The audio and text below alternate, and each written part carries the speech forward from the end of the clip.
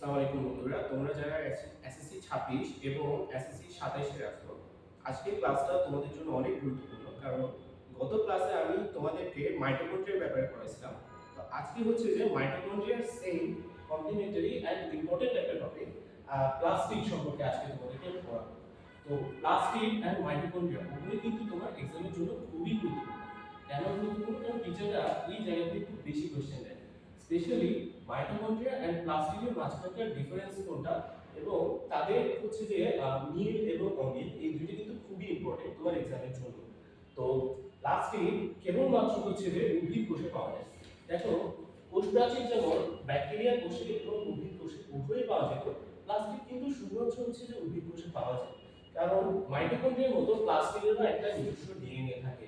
তো বিজ্ঞানীরা মনে করে যে মাইটোকন্ড্রিয়ার মতোই প্লাস্টিড একটা টাইমে আমাদের জীবকোষে ঢুকে পড়ে বিবর্তনের সাথে সাথে দেখা যাচ্ছে যে আমাদের জীবকোষের সাথে অ্যাডাপ্টেড হয়ে পড়ছে।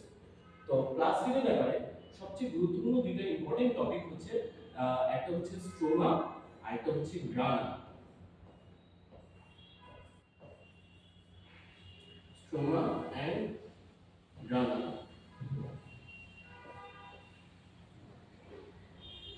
তো স্ট্রোমা এবং গ্রানা এই দুটো হচ্ছে প্লাস্টিকের একটা ছোট ছোট পার্ট।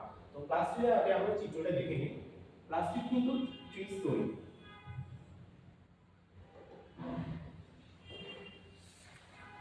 তিনটা আবরণ নিয়ে, তার ভিতরে বাকির একটা আবরণ থাকে, তার ভিতরে আরেকটা আবরণ থাকে এবং ভিতরের দিকে হচ্ছে যে আলাদা একটা পর্দা থাকে, সেটাকে বলা হয় থাইলাকয়েড মেমব্রেন। তো প্রথমে আমরা প্রাথমিক কিছু গঠন আমরা দেখে নিই।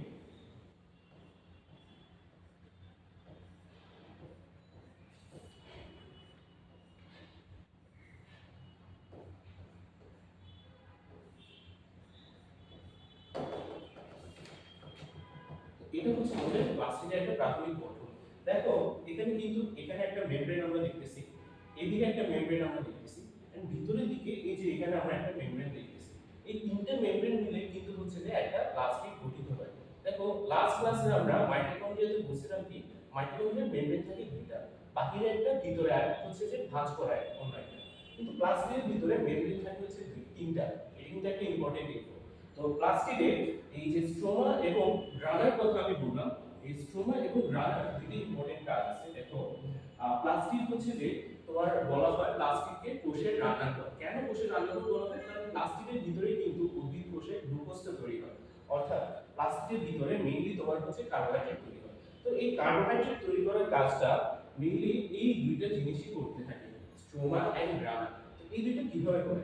দেখো, গ্রানার কাজ হচ্ছে তোমার সানলাইট ক্যাচ করা।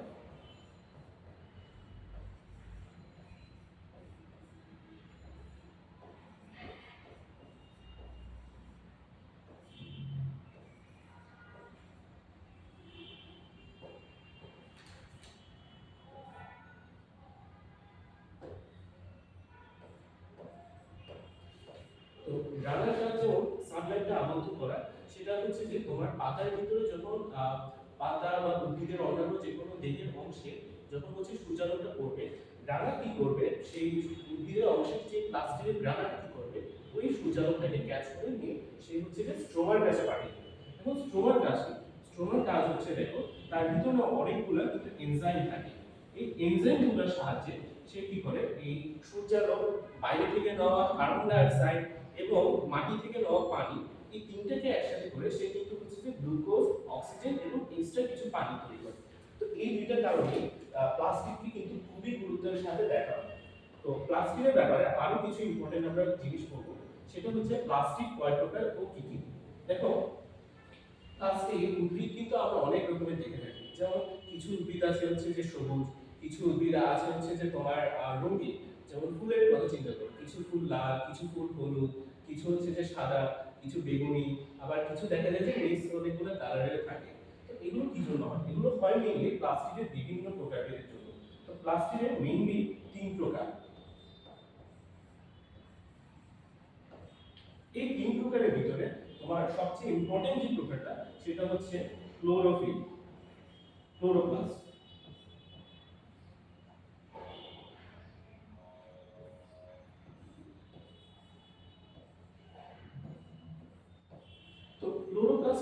ইম্পর্টেন্ট, কারণ ক্লোরোপ্লাস্টের ভিতরে থাকে হচ্ছে ক্লোরোফিল। এই ক্লোরোফিলটা দেখো সবুজ কালারের হয়, যার কারণে ক্লোরোপ্লাস্টও সবুজ হয়। সুতরাং যেসব উদ্ভিদের যেসব অংশগুলো হচ্ছে সবুজ, সেসব অংশে কিন্তু হচ্ছে যে ক্লোরোপ্লাস্ট থাকে, এবং এই ক্লোরোপ্লাস্টের ভিতরে থাকে হচ্ছে ক্লোরোফিল।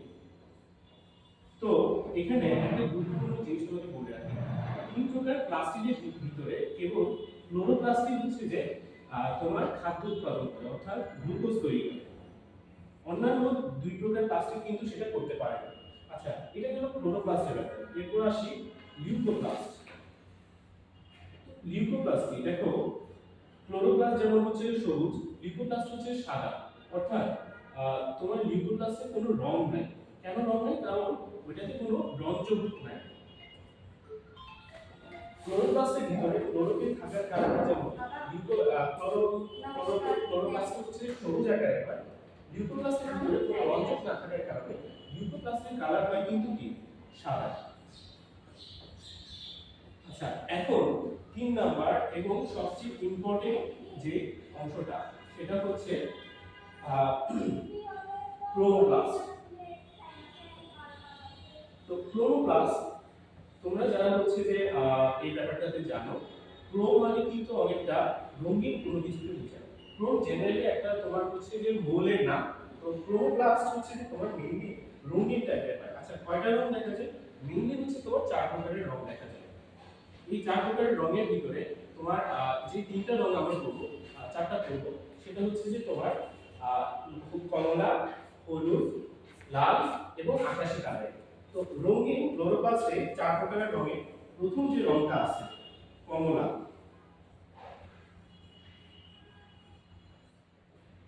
তারপর হচ্ছে যে হলুদ,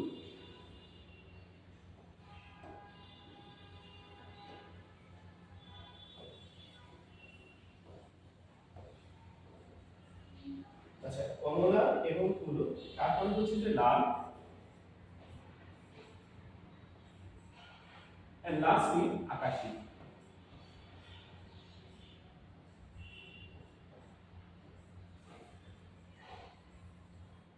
আচ্ছা, এই 4 প্রকার রঙের কারণে ক্লোরোপ্লাস্ট কিন্তু এক একটা এক এক রকমের হয়। এখন এখানে এই 4টা রঙের ভিতরে সবচেয়ে ইম্পর্টেন্ট যে রংটা তোমাকে মনে রাখতে হবে সেটা হচ্ছে হলুদ। আচ্ছা, কেন হলুদ মনে রাখতে হবে? কারণ হলুদ যে ক্লোরোপ্লাস্টে থাকে, সেই ক্লোরোপ্লাস্টের ভিতরে হচ্ছে যে একটা আলাদা রঞ্জক থাকে। সেই রঞ্জকটার নাম কি? সেই রঞ্জকটার নাম হচ্ছে জ্যান্থোফিল।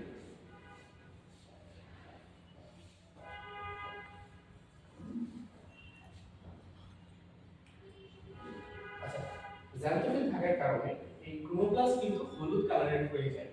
তো এই 4টা রঙের ভিতরে এই রংটাই তোমার মাস্ট মনে রাখতে হবে, কারণ এক্সামে অলওয়েজ এই রংটাই কিন্তু তোমার আসে।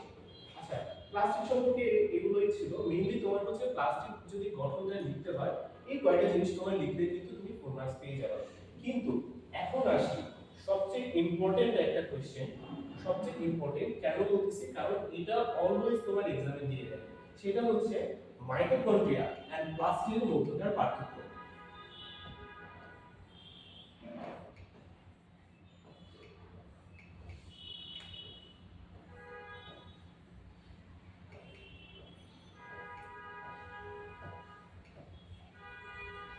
দেখো, মাইটোকন্ড্রিয়া আর প্লাস্টিড দুটো কিন্তু একটা একটা আরেকটা কমপ্লিমেন্টারি প্রোডাক্ট। কেন কমপ্লিমেন্ট? মাইটোকন্ড্রিয়ার কাজ হচ্ছে যে গ্লুকোজকে ইউজ করে শ্বসন প্রক্রিয়ার মাধ্যমে শক্তি উৎপাদন করা। আর প্লাস্টিডের কাজ কি? প্লাস্টিডের কাজ হচ্ছে যে শক্তিকে ইউজ করে সে হচ্ছে যে গ্লুকোজ তৈরি করা।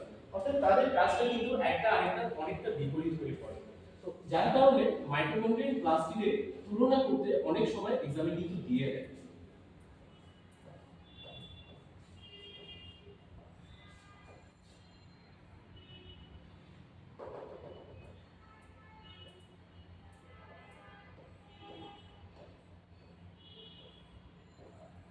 তো একটু আগে আমি তোমাদেরকে বলছিলাম মাইটোকন্ড্রিয়ার মেমব্রেন কয়টা? দুইটা। প্লাস্টিডের মেমব্রেন কয়টা? প্লাস্টিডের মেমব্রেন হচ্ছে তিনটা। তো এটা হলো আমাদের প্রথম ফার্স্ট ইয়ারটা হচ্ছে যে যে ডিউরি স্তর। মাইটোকন্ড্রিয়াতে থাকে হচ্ছে দুইটা স্তর, আর প্লাস্টিডে থাকে হচ্ছে তিনটা স্তর।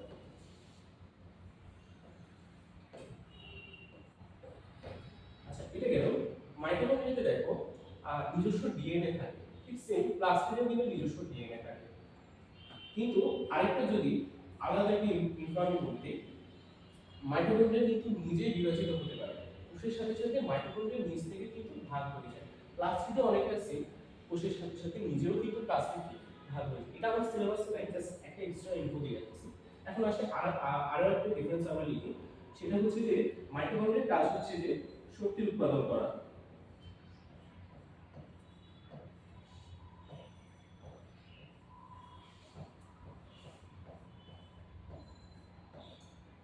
শক্তি উৎপাদন। আর সেদিক দিয়ে প্লাস্টিডের কাজ কি? প্লাস্টিডের কাজ হচ্ছে যে খাদ্য উৎপাদন। দেখুন উদ্ভিদ কিন্তু গ্লুকোজকে খাদ্য হিসেবে ইউজ করে।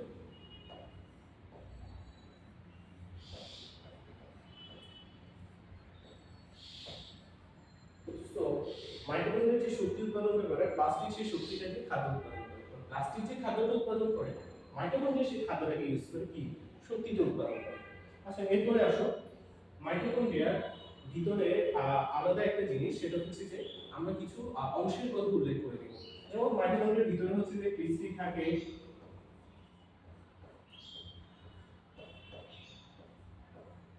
থাকে, তারপরে হচ্ছে যে কি অক্সিজেন থাকে,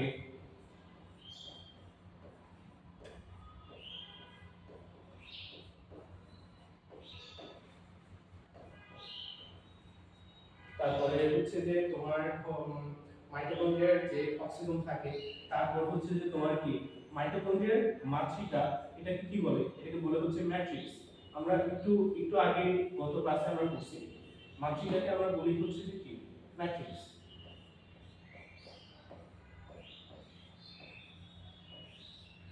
কিন্তু স্ট্রোমার ক্ষেত্রে দেখো, প্লাস্টিকের ক্ষেত্রে দেখো, প্লাস্টিকের ক্ষেত্রে কিন্তু ক্রিস্টি নাই, প্লাস্টিকের ক্ষেত্রে অক্সিজেন নাই, প্লাস্টিকের ক্ষেত্রে কিন্তু মাতৃকা নামে ম্যাট্রিক্স এর কোনো কিছু নেই।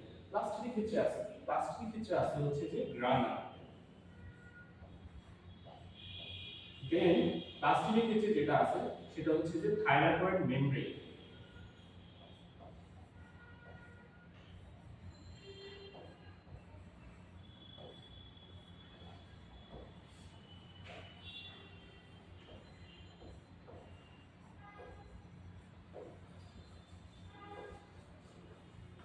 দেন প্লাস্টিকের ক্ষেত্রে আরেকটা জিনিস থাকে, সেটা হচ্ছে যে কি মাতৃকাকে বলা হয় স্ট্রোমা।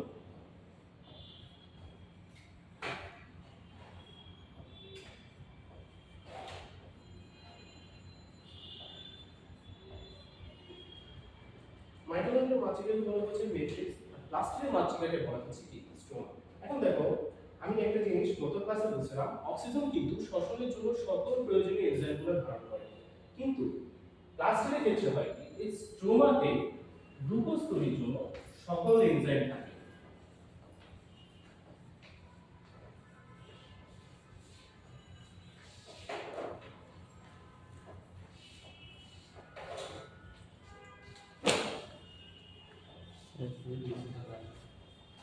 সকল এনজাইম থাকে।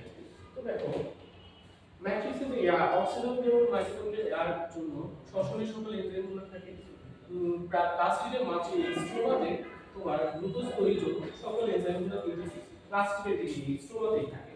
আচ্ছা এরপরে last but not the least, mitochondria কয় প্রকার, প্লাস্টিক কয় প্রকার, এটা আমরা লিখব। দেখো মাইটোকন্ড্রিয়া হচ্ছে যে কোনো প্রকারভেদ নাই, মাইটোকন্ড্রিয়া ওইটাতে আলাদা কোনোভাবে ইয়া করা যাবে না, ডিফারেন্সিয়েট করা যাবে না।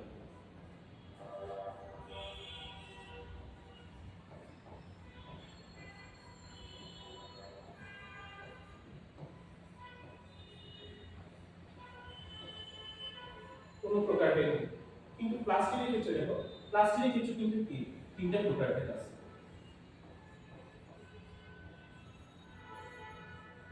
তো মাইটোকন্ড্রিয়া আর প্লাস্টিকের মধ্যকার পার্থক্য, এই টাইপের কোশ্চেনগুলো কিন্তু মেইনলি তোমার গ এবং ঘ তেই আসে, খতে খুবই কম আসে, গ ও ঘতে সবচেয়ে বেশি আসে। দেখো এখন আমরা কয়টা পার্থক্য তোমাকে দিলাম, এখানে একটা পার্থক্য, এখানে 2 নম্বর পার্থক্য শক্তি উৎপাদন করে, 3 নম্বর পার্থক্য ক্রিস্টি থাকে, 4 নম্বর পার্থক্য অক্সিজেন থাকে, 5 নম্বর পার্থক্য মাতৃকা কি ম্যাট্রিক্স, 6 নম্বর পার্থক্য কোনো প্রকারভেদ নাই। তারপর এদিকে দেখো, এখানে হচ্ছে যে আরো এক্সট্রা যেটা পার্থক্য আছে সেটা হচ্ছে যে কি গ্রানা থাকে 7 নম্বর পার্থক্য, গ্রানা থাকে 8 নম্বর পার্থক্য, থাইলাকয়েড মেমব্রেন থাকে। ব্যাস, তোমার 8টা পার্থক্য, 8টা ডিফারেন্স যদি তুমি দিয়ে দিতে পারো, টিচার ঘ নম্বরে তোমাকে ফুল মার্কস দিয়ে দিবে। সো এই জন্য মাইটোকন্ড্রিয়া এন্ড প্লাস্টিডের পার্থক্য কিন্তু খুবই ইম্পর্টেন্ট, খুবই।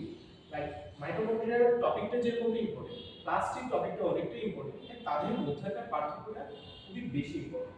আচ্ছা, এরপর হচ্ছে যে আমরা কিছু মিসেলেনিয়াস টপিক করব, যেগুলো হচ্ছে যে এক্সামে খুবই কম আসে। ম্যাক্সিমাম ক্ষেত্রে দেখা যায় যে কি তোমার এমসিকিউ তে দিয়ে দেয়, অথবা হচ্ছে যে তোমার ক নাম্বার বা খ নাম্বারে দিয়ে দেয়। তার ভিতরে প্রথম টপিকটা হচ্ছে যে কি গোলকি বডি।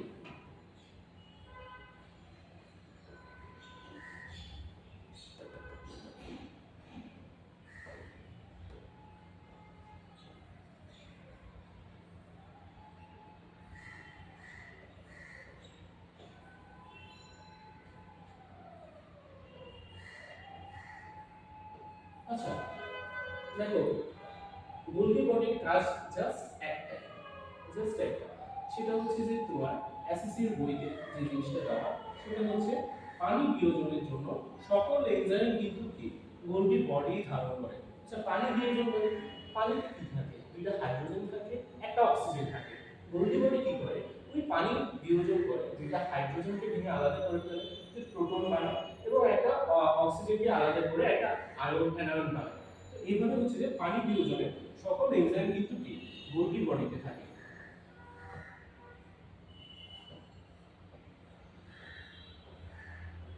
পানি বিয়োজনে এনজাইম ধারণ করে।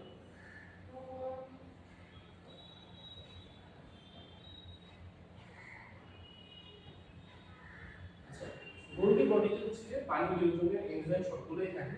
এরপরে দুইটা আলাদা জিনিস তোমাকে উল্লেখ করতে হবে, সিস্টার্নিন এবং ভ্যাকিউল থাকে।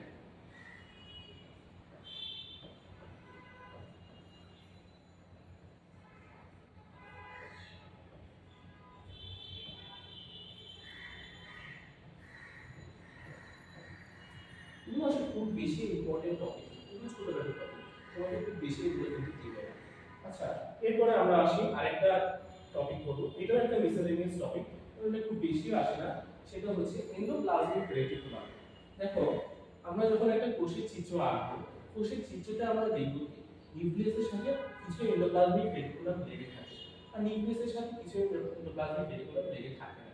তো ওরকম এই এন্ডোপ্লাজমিক রেটিকুলামটা দুই প্রকারের আছে। সেটা কি, প্রথমটা হচ্ছে তোমার মসৃণ এন্ডোপ্লাজমিক রেটিকুলাম, এন্ড দ্বিতীয়টা হচ্ছে তোমার অমসৃণ এন্ডোপ্লাজমিক রেটিকুলাম। দেখো, প্রথমে আমরা স্টার্ট করে দিই।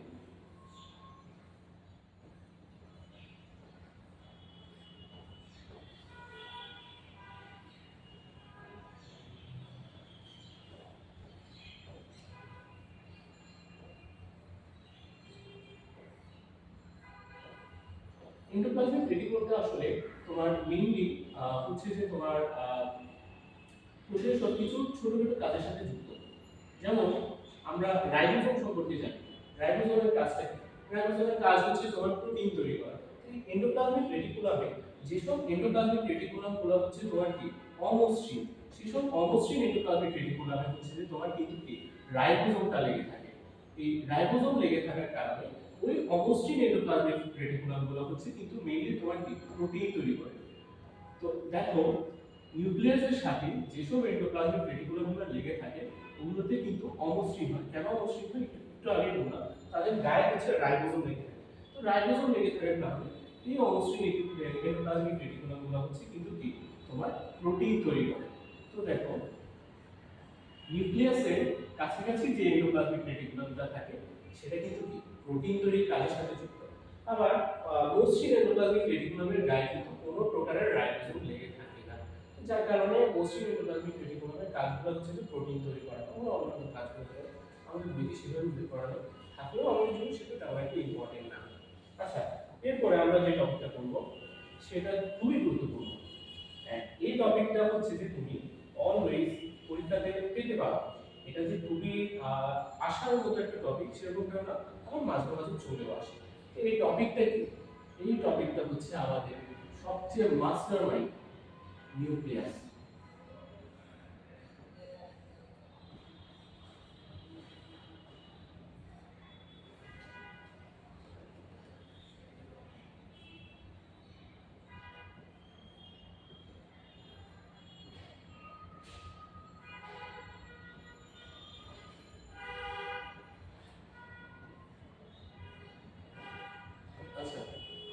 নিউক্লিয়াসকে কেন মাস্টারমাইন্ড বললাম? দেখো, নিউক্লিয়াস মানে হচ্ছে যে ল্যাটিন, এটা হচ্ছে যে নাট, একটা ল্যাটিন ওয়ার্ড আছে, ওই ল্যাটিন ওয়ার্ড থেকে হচ্ছে মেইনলি নিউক্লিয়াস ওয়ার্ডটা, ওইটার মানে হচ্ছে যে নাট। নাট মানে হচ্ছে যে অনেকটা কি একটা গোলাকার বস্তু, কারণ নিউক্লিয়াসটা মেইনলি কিন্তু তোমার একটা গোলাকার বস্তুর মতোই হয়। এখন নিউক্লিয়াস আমরা একটা প্রাথমিক গঠনটা দেখি আগে প্রথমে। নিউক্লিয়াসের ক্ষেত্রে প্রথমে কিন্তু নিউক্লিয়ার আবরণী থাকে, এই যে এটা একটা নিউক্লিয়ার আবরণী। এই নিউক্লিয়ার আবরণীতে দেখো এখানে কিছু ছোটখাটো হচ্ছে যে গর্তের মতো থাকে, এই গর্তগুলোকে বলা হয় হচ্ছে নিউক্লিয়ার রন্ধ্র। এরপরে দেখো এই নিউক্লিয়াসের ভিতরে একটা গোলাকার ছোট বস্তু থাকে, এই বস্তুটাকে বলা হয় নিউক্লিওলাস। এরপরে এই নিউক্লিয়াসের ভিতরে কিছু প্যাঁচালো তন্তুর মতো থাকে, এই তন্তুগুলোকে বলা হয় হচ্ছে ক্রোমাটিন তন্তু। আর লাস্টলি সাইটোপ্লাজমের যেমন একটা নিজস্ব ধাতুর মতো থাকে, নিউক্লিয়াসেরও ঠিক সেম একটা নিজস্ব ধাত্র থাকে, এই ধাত্রটাকে বলা হয় হচ্ছে কি নিউক্লিওপ্লাজম। তো চলো আমরা এগুলোকে একটা আইডেন্টিফাই করে লিখে নিই সুন্দর করে।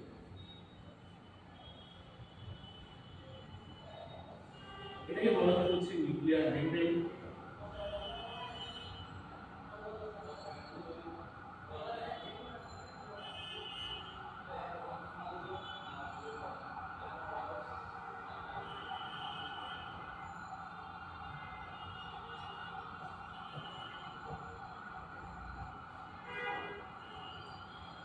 তারপর এদিকে যে গর্তগুলো আছে এই গর্তগুলোকে বলা হয় হচ্ছে কি নিউক্লিয়ার রন্ধ্র।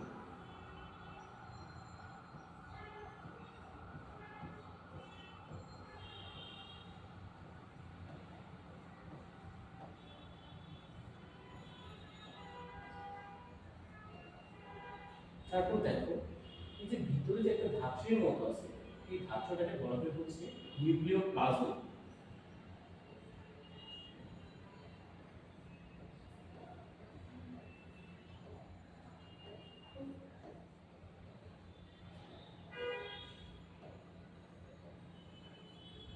এরপরে এই যে তন্তুর মতো আমরা যে জিনিসগুলোকে দেখলাম, এটাকে বলা হচ্ছে ক্রোমাটিন তন্তু।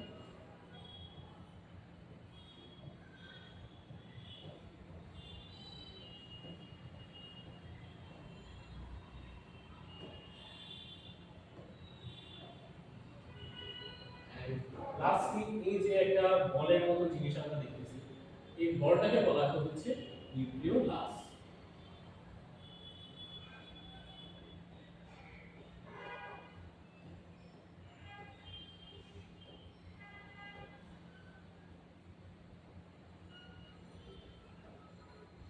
দেখো নিউক্লিয়াস কিন্তু একটা নিজস্ব বলের মতো, তার ভিতরে আরেকটা বল আছে, সেটার নাম নিউক্লিওলাস।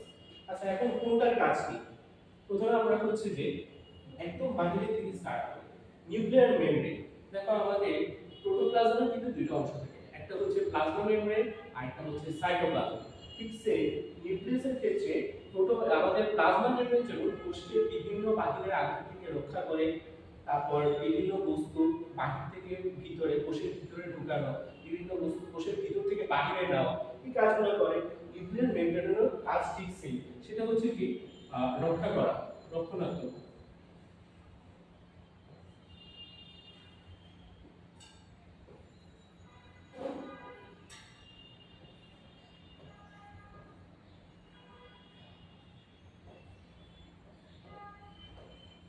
তারপর কি পরিবহন করা।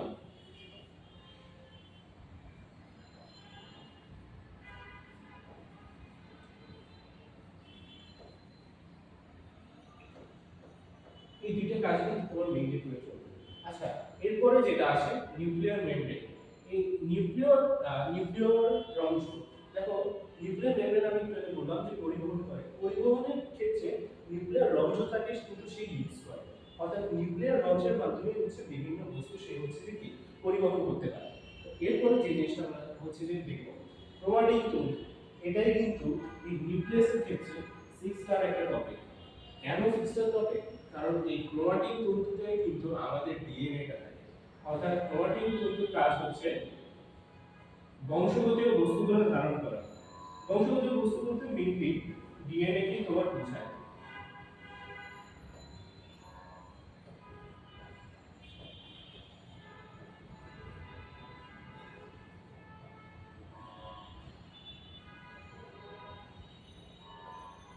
অংশগুলিতে বস্তু ধারণ করে হচ্ছে কি ক্রোমাটিন।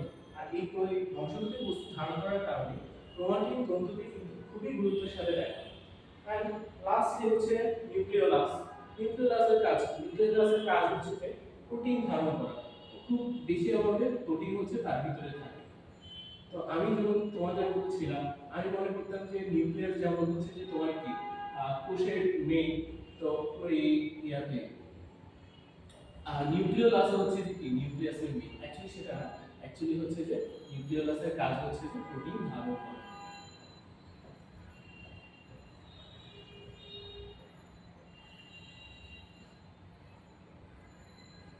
ব্যাস, শেষ। এই কয়েকটা টপিক, এই কয়েকটা জিনিস পড়লে তোমার মেইন হচ্ছে নিউক্লিয়াস টপিকটা কভার হয়ে যাবে। তো আজকের জন্য হচ্ছে এতটুকু। আগামী ক্লাসে হচ্ছে যে আমরা এই চ্যাপ্টারের সবচেয়ে গুরুত্বপূর্ণ দুইটা জিনিস পড়ব। সেই দুইটা জিনিস হচ্ছে উদ্ভিদ টিস্যু এবং প্রাণী টিস্যু। যে দুইটা টপিক থেকে প্রতি বছর একটা না একটা কোয়েশ্চেন আসে, এই দুইটা টপিক আমরা আগামী ক্লাসে পড়ব। আজকের ক্লাসের সাথে থাকার জন্য অনেক থ্যাংক ইউ। আসসালামু আলাইকুম।